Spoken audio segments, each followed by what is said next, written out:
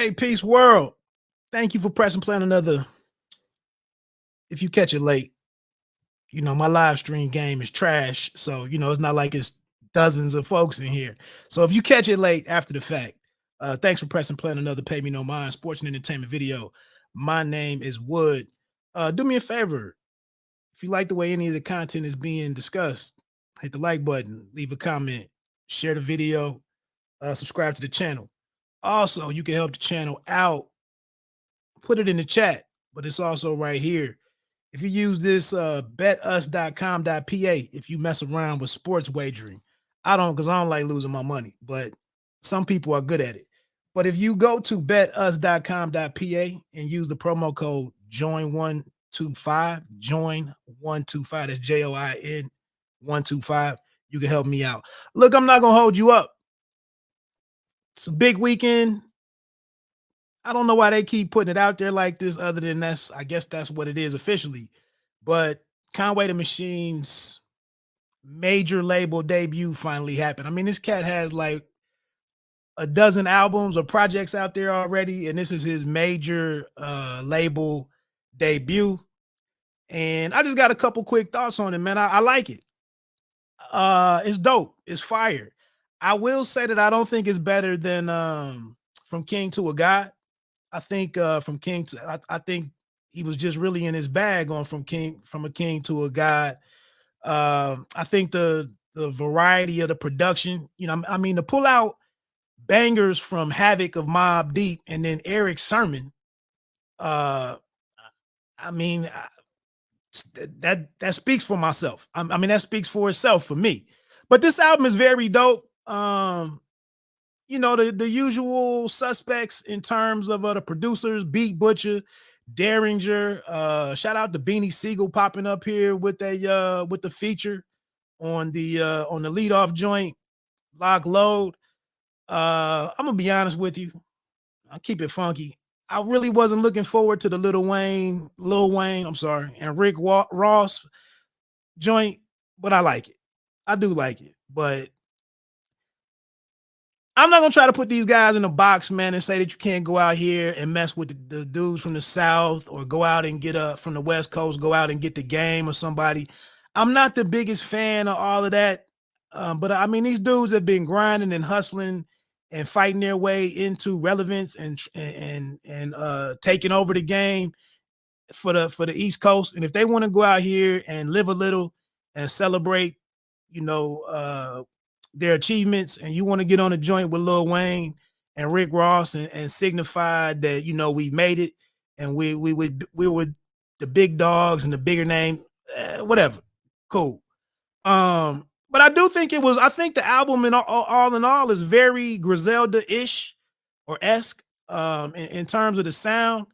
The Alchemist has some of my favorites on here. I think I'm gonna just give you my favorite 3 records in no particular order. Well, Lock and Load is probably number 3, but Lock Load, the first joint, I really like that one. Again, a little weird here in Beanie Siegel. I know he has he's down to 1 lung or something from health issues and whatnot. So he's kind of got the DOC thing going on. It's like he can't really, he doesn't have his old voice and whatnot, but he has some, he had a strong feature. And I like that, that they reach back and you go grab a guy like Siegel, who hasn't had a LP himself in years. So allow the dude to get some work in and do his thing. And, Beans always had bars and was crazy with it. So, his pen game is still his pen game.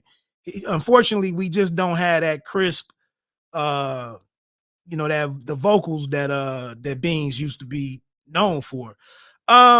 Like I said, Tear Gas with Wayne and Ross, solid joint. Piano Love, we heard that one a couple of weeks ago. Oh, I was giving you my top 3. So Lock Load, definitely. Stressed is my favorite. Stressed really hits home for me. Very personal. I think even his verse on most of these songs are personal, in my opinion. Very personal. His verse on Tear Gas was very autobiographical and very personal. And then I think also my number three joint would probably be So Much More, which is again, him telling you like, don't put me in no box, uh, so on and so forth. But for me, Stressed is the flagship song or record on the album for me. Stressed. I think a lot of us are going through a lot of stuff. Everybody is screaming mental health nowadays. And I think the way that he laid it out on here, and I've listened to the album about 5 or 6 times, and I don't have it memorized. I mean, I got a 46-year-old mind, and I don't remember this stuff like when I was 20.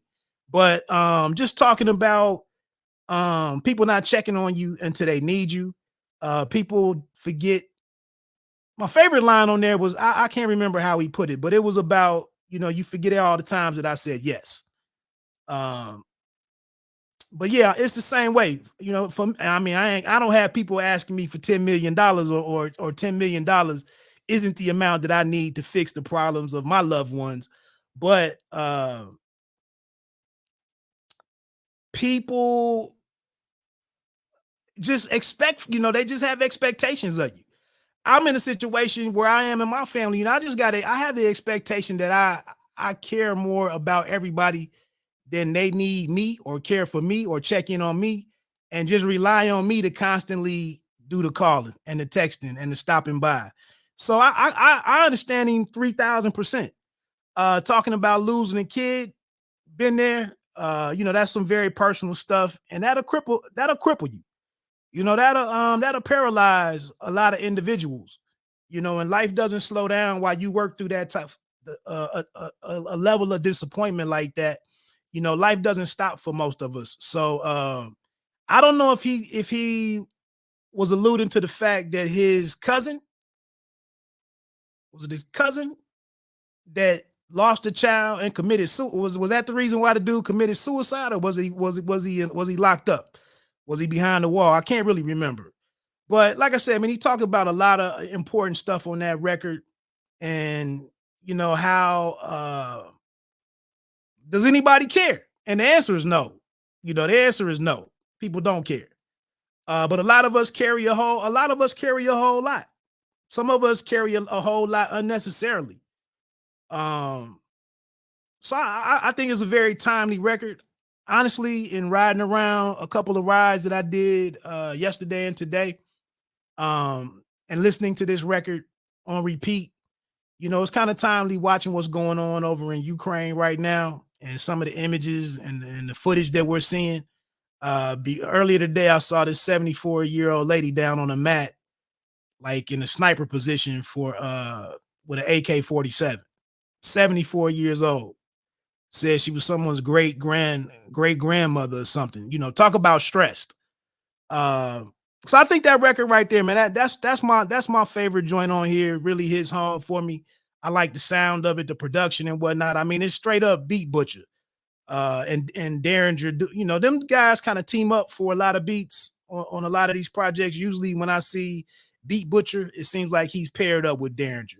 And I think Beat Butcher, I think he makes music. He plays instruments to make his music, and then they chop it up and sample it, and whatever, put the hip hop on it to make it sound the way that it is. But he makes original music. So I think that's why, like, the through lines for all of these records are clearly there on the ones that they show up on. Alchemist does his thing on his few songs that are on here. The Wild Chapters joint with T.I. Shout out to Novel. I've been seeing Novel's name for like a decade plus, and it's never kind of really blew up for him. So again, I think that's a great feature to go and get. And I didn't think he was gonna give Novel a verse. I thought he was just gonna do the work with the chords, but I thought he nailed it with his verse too. He had a couple of thoughtful lines in there. You could tell these dudes are older dudes. I think Conway is maybe 40, 41. Peace. I haven't heard it all. What's up? Oh, what's up, Mensa? Peace. I haven't heard it all, but heard a few joints. How do you feel about the Jill Scott appearance? Was that Jill rapping? I didn't think that was Jill rapping, man. Let me. I didn't think that was her. But yeah, she the only one listed on there. I didn't think that was her because she was so dope with it. But I thought that was like I thought it was Jill's. I thought that was like the conversation that Jill would have, knowing Jill all of these years. Not that I know her personally, but listening to Jill's catalog all these years, I thought that's some stuff that Jill would say, but she did it so well. I'm on my bike when I'm listening to this, so I can't open up, my app and see who's spitting. I did not think that was her. But damn, thanks for reminding me about that. Yeah, man, I thought she nailed it too. That's probably that might be like that's probably one of my top three with being like 3.2 or 3.3B or something. I fit Chanel pearls in there too. Um I think coming into this project, my favorite, my most anticipated song was probably God Don't Make Mistakes. And it's cool. It closes out the album, and it's obviously the title track. But like I said, in general, man, it's just a very personal album. Me, to be honest with you, as a the way that I listen to music, my age, where I am in my life and my occupation and all of that, my neighborhood. I'm not a big fan of. I'm gonna keep it funky. I'm not a big fan of all of the references about. He said a line on here like point blank, like all the cats that I shot and all the dope that I sold or something. And it's like, damn, I mean, you just gonna put that out there like that? Like, okay, okay. But nah, I'm not a big fan of just sitting and listening to. And This is why I don't review all the albums that I listen to. I listen to quite a bit of stuff while I'm working out and mainly while I'm riding my bike. I listen to a lot of stuff and I get a lot of motivation um, from a lot of. I mean, it's hip hop production is what it is. A lot of the shit talking in hip hop it's the vibe that it is. So when I'm out riding 70 miles, 100 miles, uh the aggressiveness of hip hop serves me well for that purpose. So, but I said I don't like shine on a lot of the projects that I listen to because I'm in a different I'm in a different stage of life. But like I said, I really appreciated the parts on here with him like being vulnerable about stuff. The decisions that he made to that caused him to miss being in one spot where something went down or somebody got shot, somebody got locked or something. Um, all the introspective stuff on here. Like I said, for him to be talking about I'm so much more than just a rapper. I'm so much more than just just talking all of this thug stuff that I in the street stuff that I talk.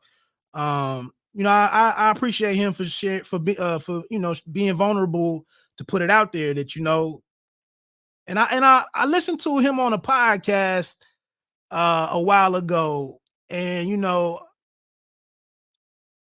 sometimes you hear the humanity in a brother and like the real dude away from the booth and the industry. Like I just do this is just my job, or this is just his profession. Like, and I'm good at it, so I do it. But this shit is like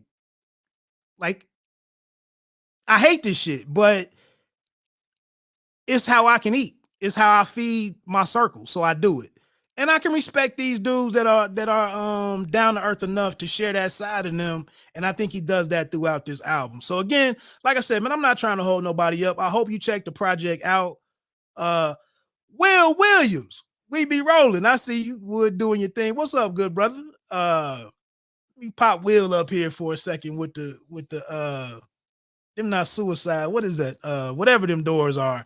But yeah, man, I just I enjoy the project, man. Like I said, I've been on a couple of rides yesterday and today, and this was what I was rocking to. And for the most part, I don't really think it's any I don't really think it's any fast forward songs on here. It's a solid project. In my humble opinion, it's just not better than From King to a God. Like I said, King to a God. I thought people didn't want to look at From King to a God as a classic because like we're kind of conditioned not to do that right now. You know, we can't give that distinction to any projects right now. Um, I even kind of need to go take a look back on what I've been saying about some J. Cole projects, maybe, in a way, maybe.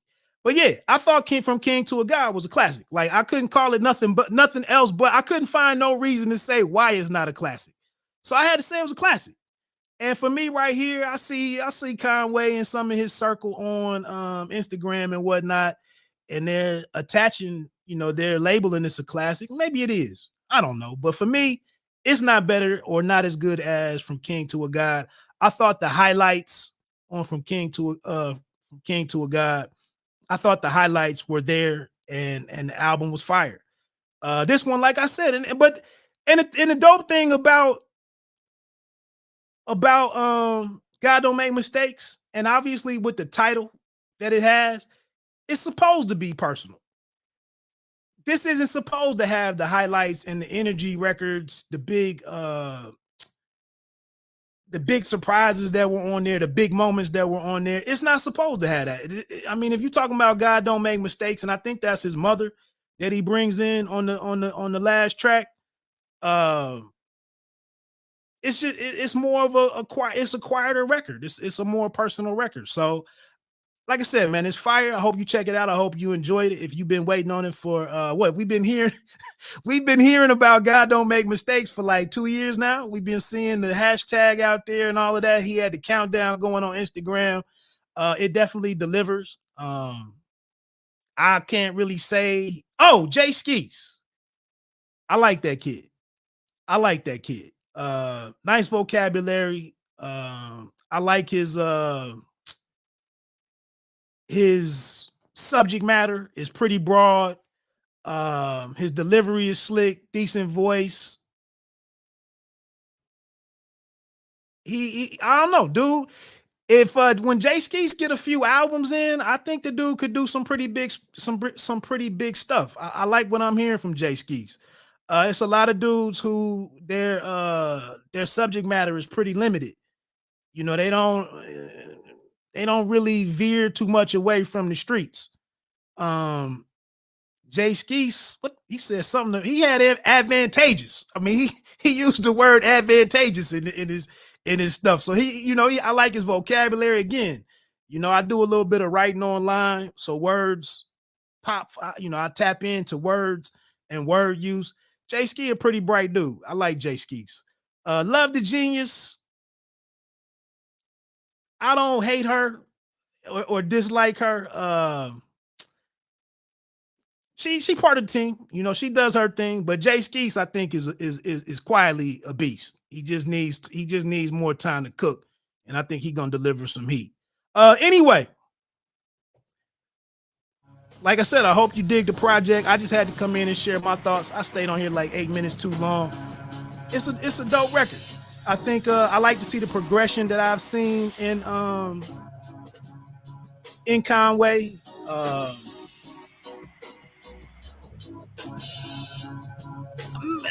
Maybe I would have liked to have seen.